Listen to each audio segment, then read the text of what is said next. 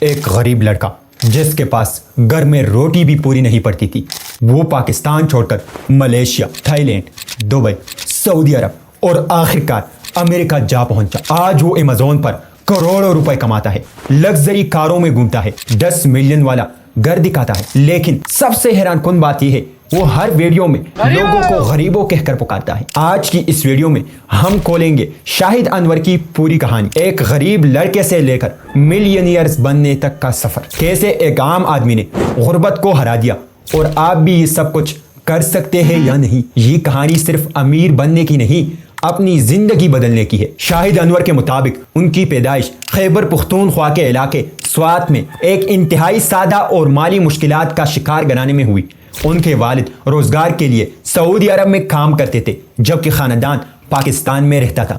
باہر سے دیکھنے والوں کو لگتا تھا کہ چونکہ گھر کا ایک فرد خلیجی ملک میں کام کرتا ہے اس لیے حالات اچھے ہوں گے، لیکن حقیقت مختلف تھی۔ گھر صرف 2 کمروں پر مشتمل تھا، وسائل محدود تھے اور ہر خرچ سوچ سمجھ کر کرنا پڑتا تھا۔ شاہد انور بتاتے ہیں کہ ایک وقت ایسا بھی آیا جب ان کے جوتے اتنے گھس چکے تھے کہ وہ بار بار پھسل جاتے تھے۔ نئے جوتے خریدنے کے پیسے نہیں تھے، اس لیے ان کی والدہ نے جوتوں کے نیچے کپڑا اور ربڑ لگا کر انہیں استعمال کے قابل بنایا۔ یہ صرف ایک جوتے کی کہانی نہیں تھی، یہ اس غربت کی علامت تھی جن میں ان کا بچپن گزرا۔ سردیوں کے دنوں میں لکڑیاں خریدنا بھی آسان نہیں تھا۔ وہ بتاتے ہیں کہ وہ اپنے بڑے بھائی کے ساتھ کھیتوں سے سوکھے پتے جمع کرتے اور ان کی والدہ انہی پتوں سے چولہا جلایا کرتی تھی تاکہ گھر میں کھانا پک سکے۔ یہ وہ حالات تھے جنہوں نے ایک کم عمر لڑکے کے ذہن میں ایک سوال پیدا کیا، کیا پوری زندگی ایسے ہی گزرے گی؟ اسی سوال نے آگے چل کر ان کی زندگی کا رخ بدل دیا۔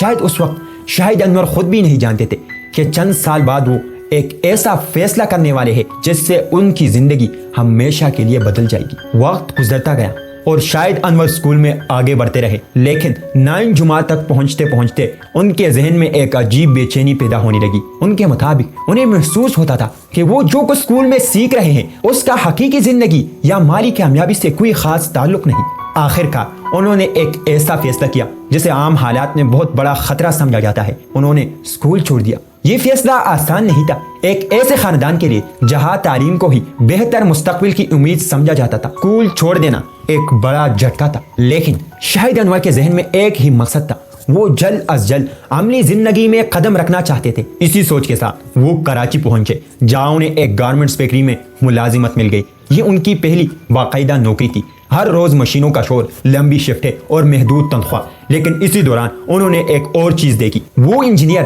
جنہوں نے برسوں پہلے تعلیم حاصل کی تھی وہ بھی تنخواہ دار ملازم تھے۔ شاہد انور کے مطابق اسی لمحے ان کے ذہن میں ایک سوال پیدا ہوا، اگر اتنی تعلیم کے بعد بھی منزل صرف ایک تنخواہ ہے تو کیا میں بھی یہی زندگی گزارنا چاہتا ہوں؟ صرف 1 مہینے بعد انہوں نے یہ نوکری بھی چھوڑ دی۔ لوگوں کو یہ فیصلہ غیر ذمہ دارانہ لگا، لیکن ان کے نزدیک یہ ایک نئی تلاش کا آغاز تھا۔ انہیں نوکری نہیں، ایک مختلف راستہ چاہیے تھا، اور وہ راستہ انہیں پاکستان سے ہزاروں کلومیٹر دور ملیشیا لے جانے والا تھا۔ منصوبہ یہ تھا کہ تعلیم حاصل کی جائے، ایک بہتر ڈگری لی جائے اور پھر ایک اچھی ملازمت کے ذریعے مستقبل محفوظ بنایا جائے۔ انہوں نے ہاسپٹیلٹی اور ٹورزم کے شعبے میں داخلہ لیا، لیکن چند ہی مہینوں میں انہیں احساس ہونے لگا کہ شاید وہ جس راستے پر چل رہے ہیں ان کا اختتام بھی ایک ملازمت پر ہی ہوگا۔ ان کے مطابق وہ خود سے ایک ہی سوال بار بار پوچھتے تھے، کیا میں پوری زندگی کسی اور کے لیے کام کرنا چاہتا ہوں یا اپنا کچھ بنانا چاہتا ہوں؟ اسی کشمکش کے دوران انہوں نے تعلیم ادھوری چھوڑ دی اور روزگار کی تلاش شروع کر دی۔ کوالمپور کے مصروف تجارتی علاقے میں انہیں ایک بنگالی کاروباری شخص کے ساتھ کام کرنے کا موقع ملا۔ یہ کوئی بڑی پوسٹ نہیں تھی، وہ روزانہ دکان پر کھڑے ہو کر کسٹمر سے بات کرتے، سامان سنبھالتے اور یہ دیکھتے کہ ایک چھوٹا کاروبار کیسے چلایا جاتا ہے۔ لیکن اس دوران ایک واقعہ پیش آیا جس سے شاہد انور اپنی زندگی کا اہم موڑ قرار دیتے ہیں۔ ایک دن ان کے مالک نے انہیں اپنی گاڑی دھونے کا حکم دیا۔ شاہد انور کے مطابق انہیں یہ بات ناگوار گزری۔ انہوں نے جواب دیا کہ وہ کاروبار کے لیے کام کرنے آئے ہیں، ذاتی ملازم بننے کے لیے نہیں۔ ان کا کہنا ہے کہ جواب سنتے ہی مالک نے انہیں ایک زوردار تھپڑ مارا۔ یہ صرف ایک تھپڑ نہیں تھا، شاہد انور کے مطابق یہ وہ لمحہ تھا جس نے اس کی سوچ ہمیشہ کے لیے بدل دی۔ اسی دن انہوں نے اپنے آپ سے ایک وعدہ کیا، زندگی میں اگر کچھ کرنا ہے تو اپنا کاروبار کرنا ہے۔ اس وقت ان کے پاس نہ سرمایہ تھا، نہ کوئی بڑی ڈگری، نہ کاروباری تجربہ، صرف ایک خیال تھا کہ ایک دن وہ کسی کے حکم پر نہیں بلکہ اپنے فیصلوں پر زندگی گزاریں گے۔ لیکن خواب دیکھنا آسان تھا، اس خواب کو حقیقت بنانا ابھی باقی تھا۔ اور اس خواب کی تلاش انہیں ملیشیا سے دبئی اور پھر سعودی عرب لے جانے والی تھی، جہاں ان کی زندگی کا سب سے بڑا موقع ان کا انتظار کر رہا تھا۔ ملیشیا چھوڑنے کے بعد شاہد انور نے ایک اور فیصلہ کیا۔ اس بار منزل تھی دبئی۔ خلیجی ممالک کے بارے میں عام تاثر یہی تھا کہ وہاں محنت کرنے والے کی قسمت بدل جاتی ہے۔ شاہد انور بھی یہی امید لے کر وہاں پہنچے، لیکن چند ہی دنوں میں ان کی سوچ بدلنے لگی۔ ان کے مطابق انہوں نے ایسے مزدور دیکھے جو ایک ہی کمرے میں 15 اور 20 افراد کے ساتھ رہتے تھے۔ کوئی ٹرک چلا رہا تھا، کوئی بس، اور کوئی معمولی تنخواہ پر سالوں سے ایک ہی زندگی گزار رہا تھا۔ انہیں ایک ملازمت کی پیشکش بھی ہوئی۔ تنخواہ بظاہر بری نہیں تھی، لیکن شاہد انور کے مطابق انہوں نے اپنے ذہن میں ایک حساب لگایا، اگر وہ یہی راستہ اختیار کرتے تو شاید برسوں بعد بھی صرف ایک ملازم ہی رہتے۔ اسی لیے انہوں نے یہ پیشکش قبول نہیں کی۔ یہ ایک خطرناک فیصلہ تھا، کیونکہ ان کے پاس نہ کوئی متبادل منصوبہ تھا اور نہ ہی مستقبل کی کوئی ضمانت، مگر وہ ایک بات طے کر چکے تھے۔ اسی دوران انہوں نے اپنے بڑے بھائی سے رابطہ کیا، جو کئی سالوں سے سعودی عرب میں کام کر رہے تھے۔ انہوں نے درخواست کی کہ کسی بھی طرح انہیں سعودی عرب بلا لیا جائے۔ ابتدا میں ان کے بھائی نے سوال کیا، ملیشیا چھوڑ دی، دبئی بھی چھوڑ دیا، اب سعودی عرب جا کر کیا کرو گے؟ لیکن شاہد انور اپنے فیصلے پر قائم رہے۔ آخرکار انہیں سعودی عرب جانے کا موقع مل گیا۔ ریاض پہنچنے کے بعد انہیں ایک معروف ہائپر مارکیٹ میں ملازمت مل گئی۔ ان کے سابقہ تجربے کی وجہ سے انہیں ہیلتھ اینڈ بیوٹی ڈپارٹمنٹس میں آپریشن کی ذمہ داری دی گئی۔ تنخواہ تقریباً 2500 ریال تھی۔ یہ ان کی زندگی کی اب تک کی بہترین ملازمت تھی۔ چند ہی ہفتوں بعد ان کی کارکردگی دیکھ کر انہیں پرچیزنگ ڈپارٹمنٹ میں بھی کام کرنے کا موقع ملا۔ باہر سے دیکھنے والوں کے لیے لگ رہا تھا کہ اب ان کی زندگی سنور گئی ہے، لیکن شاہد انور کے مطابق ان کے ذہن میں پھر وہی سوال گردش کرنے لگا، کیا میں ساری زندگی کسی اور کا کاروبار بڑھاتا رہوں گا؟ اسی دوران انہوں نے اپنے والد سے اپنی ملازمت چھوڑنے کا ارادہ ظاہر کیا۔ جواب فوراً ملا، بے وقوفی مت کرو، سعودی عرب میں نوکری ملنا آسان نہیں ہوتا۔ ان کے والد نے انہیں اپنی 40 سالہ محنت کی مثال دی اور سمجھایا کہ اچھی ملازمت کو چھوڑنا دانش مندی نہیں۔ لیکن اس بار بھی شاہد انور نے دوسرا راستہ چنا، انہوں نے ملازمت چھوڑ دی۔ یہ شاید ان کی زندگی کا سب سے بڑا جھٹکا تھا، کیونکہ اب نہ تنخواہ تھی، نہ مستقل آمدنی، اور نہ ہی یہ یقین کہ اگلا قدم کامیاب ہوگا یا نہیں۔ لیکن انہیں یقین تھا کہ اگر خطرہ نہیں لیا تو وہ ہمیشہ وہی رہ جائیں گے جہاں آج ہے۔ اب ان کے سامنے صرف ایک سوال تھا، سرمایہ کہاں سے آئے گا؟ اور اسی سوال کا جواب انہیں جوتوں کے ایک چھوٹے سے کاروبار میں ملنے والا تھا۔ ایسا کاروبار جس نے پہلی بار انہیں یہ احساس دلایا کہ نوکری سے زیادہ طاقت کاروبار میں ہوتی ہے۔ نوکری چھوڑنے کے بعد شاہد انور کے پاس کوئی مضبوط سرمایہ نہیں تھا، نہ اپنی دکان، نہ گودام، اور نہ ہی کوئی بڑی کمپنی، لیکن ان کے پاس ایک چیز ضرور تھی، ایکسپیرینس، مارکیٹ کو قریب سے سمجھنے کا تجربہ۔ انہیں معلوم تھا کہ بڑی مارکیٹیں کس طرح سامان خریدتے ہیں، کس چیز کی طلب زیادہ ہوتی ہے اور خریدار کس بنیاد پر فیصلہ کرتے ہیں۔ اسی دوران انہیں ریاض میں ایک پاکستانی تاجر کے بارے میں معلوم ہوا جو بڑی مقدار میں جوتے فروخت کرتا تھا۔ شاہد انور ان کے پاس پہنچے، مجھے پورا مال نہیں چاہیے، صرف نمونے دے دے، میں آرڈر لے کر واپس آؤں گا۔ پہلے تو تاجر نے انکار کیا، اسے خدشہ تھا کہ کہیں سامان ضائع نہ ہو جائے، لیکن کافی گفتگو کے بعد وہ تیار ہو گیا۔ شاہد انور کے مطابق یہی ان کی کاروبار کی سفر کا پہلا حقیقی موقع تھا۔ پہلا آرڈر نمونے ہاتھ میں لے کر وہ سیدھے اسی ہائپر مارکیٹ پہنچے جہاں وہ چند ہفتے پہلے ملازم تھے۔ اس بار فرق صرف اتنا تھا، کل تک وہ تنخواہ لینے آئے تھے، آج وہ ایک سپلائر بن کر آئے تھے۔ انہوں نے اپنے سابق ساتھیوں اور خریداری کے شعبے سے ملاقات کی، جوتے دکھائے، قیمت بتائی اور آرڈر کی درخواست کی۔ چند ملاقاتوں کے بعد انہیں وہ خبر مل گئی جس کا وہ انتظار کر رہے تھے، 1000 جوتوں کا پہلا آرڈر۔ یہ صرف ایک کاروباری معاہدہ نہیں تھا، یہ اس سوچ کی پہلی کامیابی تھی جس کے لیے انہوں نے محفوظ نوکری چھوڑ دی تھی۔ پہلا منافع اور ایک مختلف سوچ۔ آرڈر مکمل ہوا، ادائیگی ملی، پہلی بار ان کے ہاتھ میں اتنی رقم آئی کہ وہ اسے اپنی زندگی کی سب سے بڑی کامیابی سمجھتے ہیں۔ لیکن یہاں انہوں نے ایک اور فیصلہ کیا جو آگے چل کر ان کی کاروبار کی بنیاد بنا۔ انہوں نے منافع نکال کر خرچ نہیں کیا،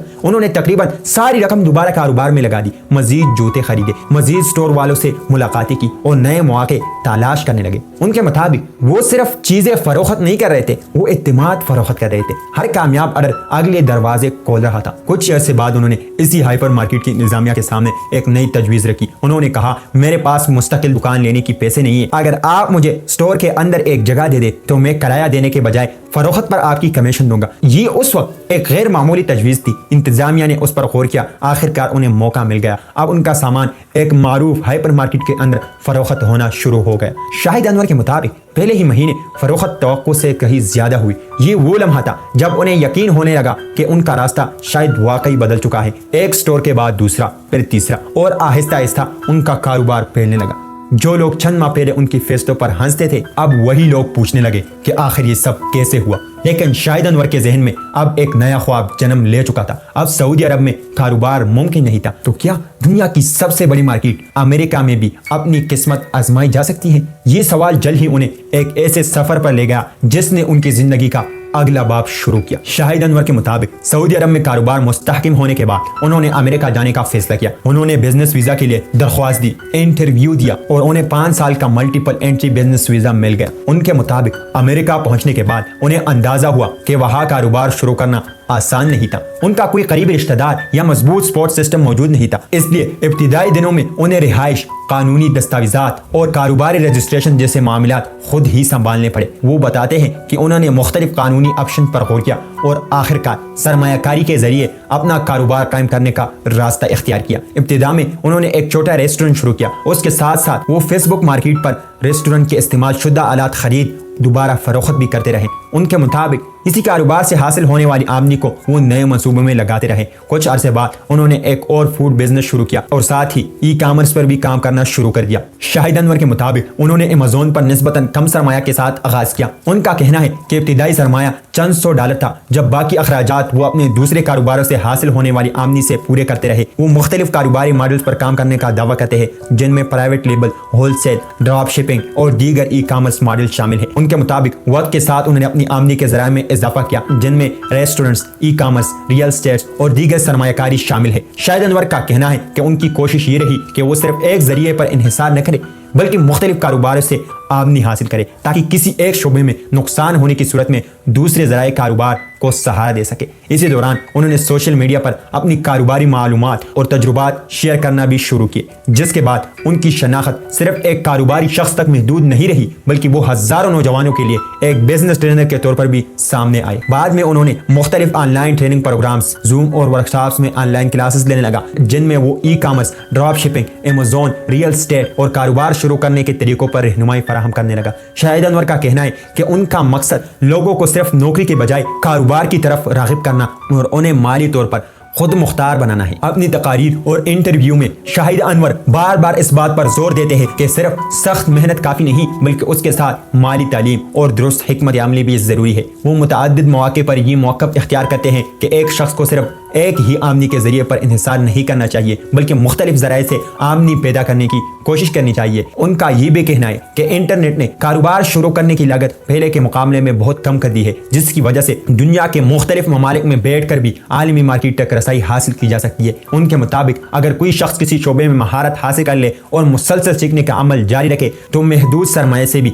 कारोबार शुरू किया जा सकता है। यही ख्यालात उनकी ज़्यादातर वीडियोज़, लेक्चर्स और तरबियती प्रोग्राम्स का बुनियादी हिस्सा रहे हैं। लेकिन जो उनकी शोहरत बढ़ती गई, इसी रफ्तार से उनकी बयानात, दावों और कारोबारी मॉडल्स पर सवालात भी उठने लगे। शाहिद अनवर ने मुख्तलिफ मौके पर उन तनकीदों का जवाब देते हुए मौक़िफ़ इख्तियार किया कि वो सिर्फ कारोबारी उसूल और अपने तजुर्बात शेयर करते हैं, जबकि कामयाबी का इंहिसार हर फर्द की मेहनत और अमल पर होता है। आज शाहिद अनवर के बारे में राय वाज़ेह तौर पर 2 हिस्सों में तकसीम नजर आती है। एक तबका उन्हें ऐसे कारोबारी शख्स के तौर पर देखता है जिसने हजारों नौजवानों को ऑनलाइन कारोबार की तरफ मुतवज्जा किया। दूसरी तरफ नाज़रीन का कहना है कि उनके बाज़ दावे और अंदाज हकीकत से ज्यादा सादा तस्वीर पेश करते हैं, जबकि कारोबारी कामयाबी हर शख्स के लिए यकसां नहीं होती। इसी वजह से शाहिद अनवर की शख्सियत आज भी मुसलसल बेस का मौजू बनी हुई है। स्वाद के एक सादा घर से शुरू होने वाला ये सफर अमेरिका में कारोबार तक पहुंचा। इस सफर में मुख्तलिफ फैसले, खतरात और तजुर्बात शामिल थे। उनकी कहानी का एक दूसरा रुख भी मौजूद है, जहां उनके ख्यालात, दावों और कारोबारी मॉडल्स पर मुसलसल सवालात उठाए जाते हैं। इसीलिए शाहिद अनवर की जिंदगी को सिर्फ कामयाबी या सिर्फ तनाज़ा के एक रुख से नहीं देखा जा सकता। फैसला हमेशा की तरह नाज़रीन पर छोड़ते हैं कि वो दस्तयाब हक़ाइक़, दावों और तनकीद तीनों को सामने रखकर अपनी राय कायम करें। अगर वीडियो अच्छी लगी तो चैनल को सब्सक्राइब करना हरगिज़ न भूलिएगा। शुक्रिया।